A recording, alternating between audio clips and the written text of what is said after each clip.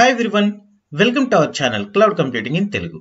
ఇవాల్టి వీడియోలో మనం AWS లో one of the important service అయిన KMS గురించి మాట్లాడుకుందాం. KMS ఫుల్ ఫామ్ వచ్చి key management service, KMS. Okay, ఈ KMS అంటే ఏంటి, అది దేనికి యూజ్ చేస్తారు, క్రిప్టోగ్రఫీ అంటే ఏంటి, ఎన్క్రిప్షన్ అంటే ఏంటి, డీక్రిప్షన్ అంటే ఏంటి, ఈ విషయాలన్నీ మనం ఇవాళ థియరిటికల్ గా మాట్లాడుకుందాం. నెక్స్ట్ వీడియోలో ఇప్పుడు నేను చెప్పిన ప్రతి దాన్ని కూడా ఒక్కొక్క దాన్ని కూడా నేను ప్రాక్టికల్ గా మీకు చూపించుకుంటూ వెళ్తాను. ఓకేనా? ఇవాళ మనము అసలు KMS అంటే ఏంటి అన్నది చూద్దాం. KMS డెఫినేషన్ ఏంటి అని కనుక మనం గూగుల్ డాక్యుమెంట్స్ లో చూసినా, లేకపోతే AWS డాక్యుమెంట్స్ లో చూసినా, ఇంకా ఏదైనా వేరే వెబ్సైట్ లో చూసినా దాదాపుగా ఇక్కడ మీకు ఏదైతే డెఫినేషన్ కనిపిస్తుందో అలాగే ఉంటుంది.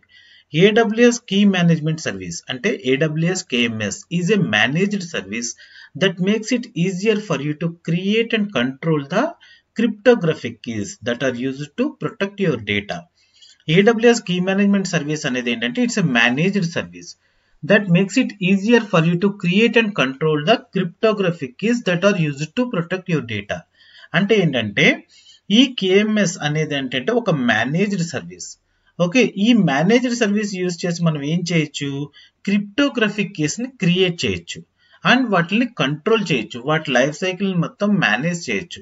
That is nothing but managed service. ఇదంతా కూడా AWS టేక్ కేర్ చేస్తుంది, క్రియేట్ చేయడము, వాటిని మేనేజ్ చేయడం, ఇదంతా కూడా AWS చేస్తుంది కనుక దీన్ని ఏమంటారంటే మేనేజ్డ్ సర్వీస్ అంటారు అనమాట. So we can create and control the cryptographic keys that are used to protect your data. మనము క్రిప్టోగ్రఫిక్ కీస్ ని జనరేట్ చేసి యూజ్ చేసుకోవచ్చు. అసలు ఈ క్రిప్టోగ్రఫిక్ కీస్ ఏంటి, దేనికి యూజ్ చేస్తారంటే that are used to protect your data. మన డేటాని ప్రొటెక్ట్ చేయడం కోసం మనము ఈ క్రిప్టోగ్రఫిక్ కీస్ అనే వాటిని యూజ్ చేస్తాము. ఓకే రైట్, డేటాని ప్రొటెక్ట్ చేస్తాము. ఓకే, అసలు ఈ క్రిప్టోగ్రఫీ అంటే ఏంటి అని గనక మనం చూసామంటే, అసలు వాట్ ఈస్ ద క్రిప్టోగ్రఫీ అంటే, cryptography is a technique of securing information and communications through use of codes so that only those person from one whom the information is intended can understand it and process it. అంటే ఏంటంటే cryptography అనేది ఒక technique of securing information. మన దగ్గర ఒక some data ఏదో ఉంది, ఆ డేటాను వేరే వాళ్ళకి పంపించాలి. మధ్యలో ఎవరైనా దాన్ని, సపోజ్ మీరు పేపర్ మీద రాసి పంపుతున్నారు అనుకోండి, వేరే వాళ్ళకి ఎవరో దాన్ని చదివి, మీ ఫ్రెండ్ ఎవరో XYZ ఉన్నారు, వాళ్ళు అది చదివి అది అర్థం చేసుకోగలుగుతారు. మధ్యలో ఎవరికైనా ఆ పేపర్ కనుక చేతిలో పడింది అనుకోండి, వాళ్ళు చదివినా వాళ్ళకి అర్థం కాకూడదు. అంటే ఏంటి, మనం ఏదో ఒక కోడ్ లాంగ్వేజ్ లో ఆ ఇన్ఫర్మేషన్ అనే దాన్ని కన్వే చేస్తాం, రైట్? అదే that is nothing but cryptography. మనం మన ఫ్రెండ్ కి పంపాలనుకున్న ఇన్ఫర్మేషన్ ని డైరెక్ట్ గా పంపకుండా దాన్ని ఒక ఫార్మేట్ చేంజ్ చేసి మీ ఫ్రెండ్ కి తెలుస్తుంది. ఓకే రైట్, నా ఫ్రెండ్ ఇలా పంపాడు అంటే దీన్ని ఈ విధంగా నేను చదువుకోవాలి అనేదో వాళ్ళకి తెలుస్తుంది. అంటే ఏంటి, వాళ్ళ మైండ్ లో సమ్ కీ ఏదో ఉంది, ఈ వర్డ్ యూజ్ చేశారంటే నేను ఇలా అనుకోవాలి, ఈ లెటర్ యూజ్ చేశారంటే నేను ఇలా అనుకోవాలి అని చెప్పి వాళ్ళ దగ్గర మీరు కోడ్ లో రాసిన దాన్ని, అంటే ఇక్కడ కోడ్ లో రాసిన ఫార్మేట్ ఏమంటారంటే ఎన్క్రిప్టెడ్ ఫార్మేట్ అంటారు అనమాట. మీ ఫ్రెండ్ కి తెలుసు దాన్ని ఎలా చదువుకోవాలో, ఆయన దాన్ని డీక్రిప్ట్ చేసి చదువుకుంటారు అనమాట. ఇలా ఎన్క్రిప్ట్ చేయడానికి యూజ్ చేసే ఫార్మేట్ ని ఏమంటారంటే క్రిప్టోగ్రఫీ అంటారు అనమాట.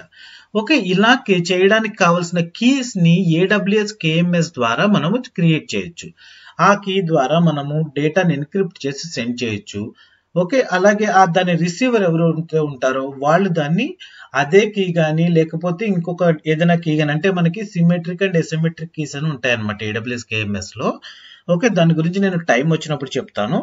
బట్ ఏంటంటే ఆ కీస్ యూజ్ చేసి ఎన్క్రిప్ట్ అండ్ డీక్రిప్ట్ చేసుకుని డేటాని మనము ప్రొటెక్ట్ చేసుకోవచ్చు. ఇక్కడ డేటా అంటే ఏంటంటే ఓన్లీ ఏదో మనం రిటర్న్ ఫార్మేట్ లో ఉన్న డేటానే కాదు, మనకి AWS లో డిఫరెంట్ టైప్స్ ఆఫ్ సర్వీసెస్ ఉంటాయి. Like AWS EC2, S3, RDS, ఇలా రకరకాల సర్వీసెస్ మనకి AWS లో ఉన్నాయి. ఓకే, ఇక్కడ నేను జస్ట్ ఒక ఎగ్జాంపుల్ కోసం చెప్పాను. ఇవి కాకుండా ఇంకా చాలా ఉంటాయి. ఇప్పుడు EC2 ఉంది అనుకుందామండి. EC2 అంటే ఏంటి, elastic compute cloud. Elastic compute cloud use చేసి మనం ఏం చేయొచ్చు, విర్చువల్ మిషన్స్, అంటే AWS టెర్మినాలజీలో ఇన్స్టెన్సెస్ అంటారు. ఇన్స్టెన్సెస్ ని మనం క్రియేట్ చేయొచ్చు. ఇన్స్టెన్సెస్ అంటే ఏంటి, మనకి ఎక్కడో ఒక డేటా సెంటర్ లో యాక్చువల్ గా ఆ ఇన్స్టెన్స్, ఆ విర్చువల్ మిషన్ అనేది ఉంటుంది. ఓకేనా, ఆ సర్వర్ అనేది ఉంటుంది. దాన్ని మనం వయా ఇంటర్నెట్ మన ల్యాప్టాప్ ఆర్ డెస్క్టాప్ నుంచి కనెక్ట్ అయ్యి మనం వర్క్ చేసుకుంటూ ఉంటాం. That is nothing but instance AWS టెక్నాలజీలో. ఓకే, మన ల్యాప్టాప్ ఆర్ డెస్క్టాప్ ఎలా వర్క్ అవుతుందో అది కూడా అలాగే వర్క్ అవుతుంది. మనము విండోస్ ఇన్స్టెన్స్ క్రియేట్ చేసుకున్నాం అనుకోండి, మనకి డిఫాల్ట్ గా అంటే రూట్ వాల్యూమ్ C డ్రైవ్ లో చూసుకుంటే 30 GB వాల్యూమ్ తోటి మనకి ఇన్స్టెన్స్ అనేది అవైలబుల్ అవుతుంది. అదే లైనెక్స్ అనుకోండి 8 GB తోటి అవుతుంది. సో మనము ఇది సరిపోవట్లేదు, మనకి ఇంకా మెమరీ మనకి కావాలి అంటే ఏం చేస్తాము, వాల్యూమ్స్ ని అటాచ్ చేసుకుంటాం. మనకి ఎన్ని కావాలిస్తే అన్ని చేసుకుంటాం కావాల్సిన సైజ్ తోటి. ఓకే, అంటే లైక్ ఒక వాల్యూమ్ 1, వాల్యూమ్ 2, వాల్యూమ్ 3 అని చెప్పి మనము వాల్యూమ్స్ ని అటాచ్ చేసామండి. అయితే అందులో రకరకాల ఫైల్స్ పెట్టుకుంటున్నాం. అయితే ఈ వాల్యూమ్స్ అనే వాటిని మనం ఏం చేయొచ్చు, అటాచ్ అండ్ డిటాచ్ చేయొచ్చు. అంటే ఇప్పుడు ఈ వాల్యూమ్ 3 అనేది దీనికే పర్మనెంట్ గా ఉండాలి, ఇన్స్టెన్స్ 1 కే ఉండాలని లేదు.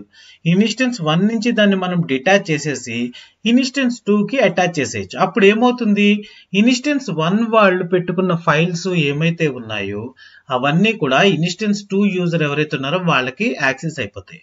సో మనం ఇక్కడ ఏం చేయొచ్చు అంటే కీ మేనేజ్మెంట్ సర్వీస్ యూజ్ చేసుకుని వాల్యూమ్ ని ఎన్క్రిప్ట్ చేయొచ్చు. అప్పుడు అందులో ఫైల్స్ ఎవరు పడితే వాళ్ళు చూసుకోలేరు. ఎవరైతే ఆ కీ ఓనర్ ఎవరైతే ఉన్నారో వాళ్ళకి మాత్రమే అవి యాక్సెస్ అవుతాయి. ఓకేనా. అలాగే AWS లో ఇంకో ఇంపార్టెంట్ సర్వీస్ ఏంటి, S3 లో మనం ఏం చేయొచ్చు, ఫైల్స్ స్టోర్ చేసుకోవచ్చు. ఫ్లాట్ ఫైల్స్ అన్ని, అంటే ఎక్సెల్ ఫైల్స్ కావచ్చు, ఇమేజెస్ కావచ్చు, ఆడియో వీడియో ఫైల్స్ ఏవైనా సరే మనము S3 లో బకెట్స్ క్రియేట్ చేసుకుని ఆ బకెట్స్ లో స్టోర్ చేసుకోవచ్చు. ఓకే, అయితే ఇప్పుడు డిఫరెంట్ యూజర్స్ ఉన్నారు అనుకున్నాను. ఇక్కడ యూజర్ 1, యూజర్ 2 వీళ్ళకి గనక IAM ద్వారా మనము నెసెసరీ పర్మిషన్స్ ఇచ్చాము అంటే వీళ్ళు ఈ ఫైల్స్ అన్నిటిని యాక్సెస్ చేసేయగలరు. అయితే నేనేమనుకుంటున్నానంటే వీళ్ళకి నెసెసరీ పర్మిషన్స్ ఉన్నా కూడా కొన్ని ఫైల్స్ ని ఒక యూజర్ యూజ్ చేయాలి, ఒక యూజర్ కి అవి యాక్సెస్ అవ్వకూడదు. అంటే వాటిని ఓపెన్ చేయడం కానీ డౌన్లోడ్ చేయడం కానీ ఇలాంటివి చేయడానికి అతనికి పర్మిషన్ ఉండకూడదు. అప్పుడు మనం ఏం చేయొచ్చు అంటే KMS కీ ద్వారా కీ ఒకటి జనరేట్ చేసి ఆ ఫైల్స్ కి అటాచ్ చేసాం అనుకోండి, ఆ యూజర్ ఆ బకెట్ లోకి వెళ్ళి ఆ ఫైల్స్ ని జస్ట్ ఫైల్ వరకు చూడగలడు, దాన్ని ఓపెన్ చేయడం కానీ దాన్ని డౌన్లోడ్ చేయడం కానీ చేయలేడు. కావాలంటే మళ్ళీ డిలీట్ చేసేయచ్చు అనమాట. అంటే ఏంటంటే డేటా కావాలంటే మొత్తం డేటా పోవాలి, ఎట్టి పరిస్థితుల్లోనూ వేరే వాడు చదవడం లాంటివి చేయకూడదు అనమాట. అలాంటప్పుడు మనం ఏం చేయొచ్చు అంటే ఆ ఫైల్స్ ని ఎన్క్రిప్ట్ చేసుకోవచ్చు. ఓకే, అలాగే మనకి ఇంకొకటి RDS అని చెప్పి ఇంకొక సర్వీస్ ఉంటుంది. RDS అంటే ఏంటి, డేటాబేస్. ఓకే, దాని గురించి చెప్పే ముందర మీకు ఇంకొక విషయం చెప్తా. సపోజ్ మనం ఏదైనా ఒక వెబ్సైట్ లో మనం ఒక యూజర్ అకౌంట్ క్రియేట్ చేసుకున్నాం అనుకోండి, నెక్స్ట్ టైం మనం ఏం చేస్తాము, ఆ వెబ్సైట్ కి వెళ్ళి లాగిన్ అవ్వాలంటే ఆ వెబ్సైట్ లాగిన్ పేజ్ లోకి వెళ్ళి మన యూజర్ క్రెడెన్షియల్స్ అప్లై చేసి సబ్మిట్ బటన్ కొడతాం. అప్పుడు నెక్స్ట్ పేజెస్ ఏమున్నాయో వాటి ఆ యూజర్ ఐడి పాస్వర్డ్ కనుక కరెక్ట్ అయినవి అయితే మనం నెక్స్ట్ పేజెస్ లోకి వెళ్తాం. అయితే దీనికంటే ముందర మనం చేసే పని ఏంటి, ఆ వెబ్సైట్ సైన్ అప్ పేజ్ లోకి వెళ్ళి మన user name, user ID, password, mobile number, email ID, location ఇలాంటి ఇన్ఫర్మేషన్ అంతా స్టోర్ చేస్తాం. ఓకే, అయితే వీటిల్లో ఇక్కడ మనం సప్లై చేసిన ఇన్ఫర్మేషన్ లోకెల్లా హైలీ సెన్సిటివ్ ఏది, పాస్వర్డ్.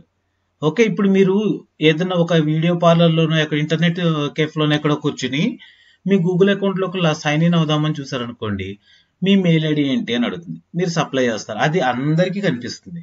బట్ పాస్వర్డ్ ఏంటి, నెక్స్ట్ ఆ పాస్వర్డ్ మీరు టైప్ చేస్తున్న ఆ బాక్స్ లో ఎలా కనిపిస్తూ ఉంటుంది, డాట్స్ గానీ స్టార్స్ లాగా పడుతూ ఉంటుంది తప్ప ఒరిజినల్ గా ఏం మీరు టైప్ చేశారన్నది ఎవరికి కనబడదు. మీకు తెలుసు కనుక మీరు టైప్ చేస్తారు. సో అంటే ఏంటి, పాస్వర్డ్ అనేది హైలీ సెన్సిటివ్. ఓకే, ఇది గనక మీరు సబ్మిట్ కొడితే ఏం జరుగుతుందో తెలుసా అండి, బ్యాక్ ఎండ్ లో ఉన్న డేటాబేస్ లో ఈ డేటా స్టోర్ అవుతుంది. డేటాబేసెస్ అంటే ఏంటి మనకు తెలుసు కదా, SQL server, MySQL, Oracle, RDS ఇలాంటి రకరకాల MySQL, తర్వాత MS యాక్సెస్, ఇవన్నీ కూడా డేటాబేస్లే. లేకపోతే ఇంకో NoSQL కాన్సెప్ట్ తోటి MongoDB, DynamoDB, Cassandra ఇలా రకరకాల డేటాబేసెస్ మనకు ఉంటూ ఉంటాయి. ఆ డేటాబేసెస్ లో ఈ డేటా ఎలా స్టోర్ అవుతుందంటే ఈ విధంగా స్టోర్ అవుతుందండి. ఓకే, మీ ఇలాగే ఓ 10 మంది యూజర్స్ ఉన్నారనుకోండి, అందరి డేటా ఈ విధంగా స్టోర్ అవుతుంది. అయితే ఇక్కడ పాస్వర్డ్ చూసారా, ఎవరికైనా సరే డేటాబేస్ డైరెక్ట్ యాక్సెస్ ఉందనుకోండి, ఈ పాస్వర్డ్ అనేది డైరెక్ట్ గా కనబడిపోతుంది. ఇలా కనపడడం అనేది కరెక్ట్ కాదు. ఎందుకంటే అక్కడ మీ యూజర్ ఐడి ఉంది, మీ పాస్వర్డ్ ఉంది, రెండు కూడా కనబడిపోయి అంటే ఎవరైనా ఆ డేటాబేస్ అడ్మినిస్ట్రేటరే కావచ్చు, లేకపోతే ఆ డేటాబేస్ లో ఉన్న ఇన్ఫర్మేషన్ ని రీడ్ చేయడానికి పర్మిషన్ ఉన్న ఒక డేటాబేస్ ఇంజనీర్ కావచ్చు, ఎవరైనా కావచ్చు, వాళ్ళు కావాలనుకుంటే మిస్యూజ్ చేసే ఛాన్సెస్ ఉంటాయి.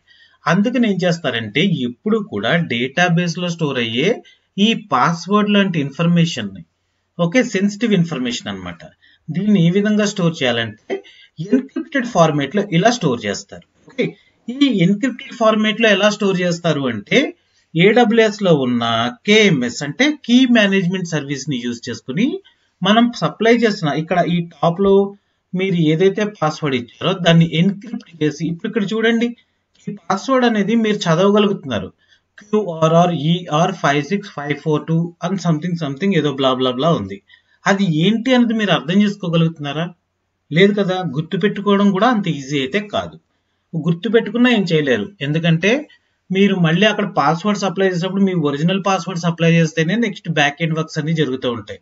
ఇక్కడ ఎన్క్రిప్టెడ్ ఫార్మేటెడ్ పాస్వర్డ్ తీసుకెళ్ళి మీరు కనుక మీ వెబ్ పేజ్ లో పాస్వర్డ్ కాలమ్ లో పెడితే వర్క్ అవ్వదు. ఓకేనండి, ఈ విధంగా ఎన్క్రిప్ట్ చేస్తారు. ఇక్కడ మనం ఏం చేస్తున్నాము, ఒక ప్లెయిన్ టెక్స్ట్ ని ఎన్క్రిప్ట్ చేస్తున్నాం. ఇక్కడ ప్లెయిన్ టెక్స్ట్ అంటే ఏంటి, పాస్వర్డ్ XYZ@123 ఇవన్నీ ఉన్నాయి చూసారా, ఇది ప్లెయిన్ టెక్స్ట్. మీరు సైన్ అప్ చేస్తున్నప్పుడు సప్లై చేస్తారు దీన్ని. ఓకే, ఇలా చేయడం వల్ల ఏం జరుగుతుందో తెలుసా అండి, రేపన్న రోజున ఈ డేటాబేస్ అడ్మినిస్ట్రేటర్స్ లేకపోతే డేటాబేస్ యాక్సెస్ ఉన్న వాళ్ళు, ఈవెన్ అది ఇది కూడా కాదు, ఎవరైనా హ్యాక్ చేశారు ఆ డేటాబేస్ ని, అందులో ఉన్న డేటా అంతా రీడ్ చేసేసారు, ఈవెన్ వాళ్ళు కూడా ఏమీ చేయలేరు అనమాట. ఓకే, దానికోసం మనము డేటాబేస్ లో డేటా స్టోర్ చేసేటప్పుడే KMS ద్వారా ఒక క్రిప్టోగ్రఫిక్ కీని జనరేట్ చేసి దాని త్రూ ఎన్క్రిప్ట్ చేసి మన డేటాబేస్ లో స్టోర్ చేసుకుంటాం. ఓకేనండి, ఇప్పటి వరకు నేను చెప్పింది theoretical part. Next coming videos లో నేను ఏం చేస్తానంటే EC2లో వాల్యూమ్స్ ఎన్క్రిప్ట్ చేయడము, అటాచ్ అండ్ డిటాచ్ చేయడము, తర్వాత ఇలా డేటాబేస్ లో కంప్లీట్ సైకిల్ చూపిస్తాం మీకు. ఒక సైన్ అప్ ఫామ్ క్రియేట్ చేసి ఎన్క్రిప్ట్ చేయక ముందర ఏం జరుగుతుంది, ఎన్క్రిప్ట్ చేసిన తర్వాత డేటాకి ప్రొటెక్షన్ అనేది ఎలా యాడ్ అవుతుంది, అలాగే S3లో ఎన్క్రిప్షన్ అనేది ఎలా ఉంటుంది, ఇవన్నీ కూడా నేను మీకు చెప్పుకుంటూ వెళ్తాను. Okay friends, thank you so much. Next వీడియోలో ఇంకొక ఇంపార్టెంట్ టాపిక్, ఈ KMS నుంచి ప్రాక్టికల్ టాపిక్స్ అనేది ఎలా ఉంటాయి అన్నది నేను మీకు చూపిస్తాను. Okay, thank you so much, bye bye.